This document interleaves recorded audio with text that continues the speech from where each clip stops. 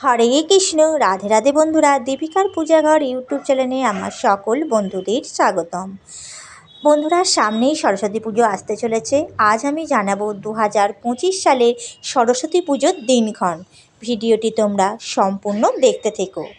সারা বছর ধরে সকলেই অপেক্ষা করে থাকি সরস্বতী পুজো কবে আসবে। বিশেষত শিক্ষার্থীদের জন্য সরস্বতী পুজো খুবই স্পেশাল একটি দিন। সকাল থেকে উপোস থেকে বাগদেবীর উদ্দেশ্যে পুষ্পাঞ্জলি দেন তারা। বিদ্যা বুদ্ধি জ্ঞানের প্রার্থনা করে সরস্বতী মায়ের কাছে। মূলত মাঘ মাসের শুক্লা পঞ্চমী তিথিতে বসন্ত পঞ্চমী বা সরস্বতী পুজো হয়। হিন্দু ধর্মের বিশ্বাস অনুসারে এই দিনেই মা সরস্বতী অবতারণা হয়েছিল।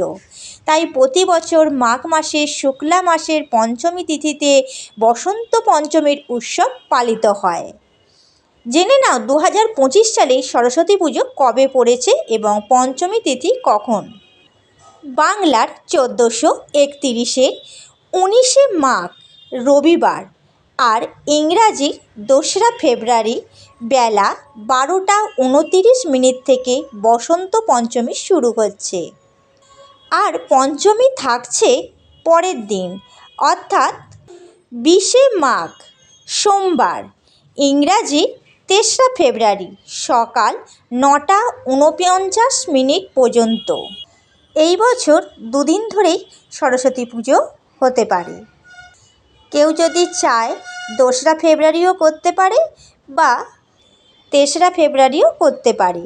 যেহেতু পঞ্চমী রবিবার দিন পড়ে যাচ্ছে, পঞ্চমী পড়ে যাবার পর তোমরা সরস্বতী পুজো করতেই পারো। হিন্দু পঞ্জিকা অনুসারে বসন্ত পঞ্চমীর দিনে দেবী সরস্বতীর কাছে বুদ্ধি এবং জ্ঞান অর্জনের জন্য প্রার্থনা করা হয়। সঙ্গীত, শিল্প ও সাহিত্যের সঙ্গে যুক্ত ব্যক্তিরা এই দিনে বিশেষ পুজো করেন।